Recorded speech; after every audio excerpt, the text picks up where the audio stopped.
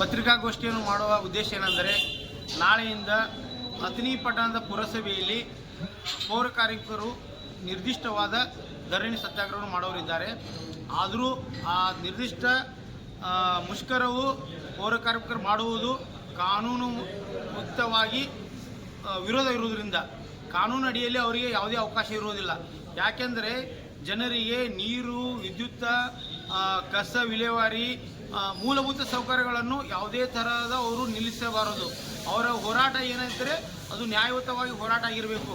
ಒಂದು ವೇಳೆ ಅಥಣಿಯಲ್ಲಿ ಯಾರಾದರೂ ಪೌರ ಕಾರ್ಮಿಕರು ನಿರ್ದಿಷ್ಟವಾಗಿ ಹೋರಾಟ ಮಾಡಿದರೆ ನಾವು ಉಚ್ಚ ನ್ಯಾಯಾಲಯದ ಮೊರೆ ಹೋಗಬೇಕಾಗುತ್ತದೆ. ಹೈಕೋರ್ಟ್ ಮೊರೆ ಹೋಗಿ ಜನರಿಗೆ ತೊಂದರೆ ಆಗೋದ್ರ ಮೇಲೆ ನಾವು ಕ್ರಮ ತಗೋತೀವಿ ಅಂತ ಹೇಳ್ತಾ ಈ ದಿನ ಎಲ್ಲ ಪೌರ ಕಾರ್ಮಿಕರಿಗೆ ಎಚ್ಚರ ಕೊಡುತ್ತಿದ್ದೇನೆ. ಯಾಕೆಂದರೆ ಅವರು ನಮ್ಮ ಅಥಣಿ ಪಟ್ಟಣ ಸ್ವಚ್ಛತೆ ಹಾಗೂ ನೀರು ಸರಬರಾಜು ಲೈಟು ಮಾಡದೇ ಹೋದಲ್ಲಿ ಅವರ ಮೇಲೆ ನಾವು ನ್ಯಾಯಾಲಯದಲ್ಲಿ ದಾವೆಯನ್ನು ಹೂಡಬೇಕಾಗುತ್ತದೆ ಅಂತ ಹೇಳ್ತೇನೆ. ವಿಶೇಷ ಪಟ್ಟಣ ವಕೀಲರು, ಅಥಣಿ.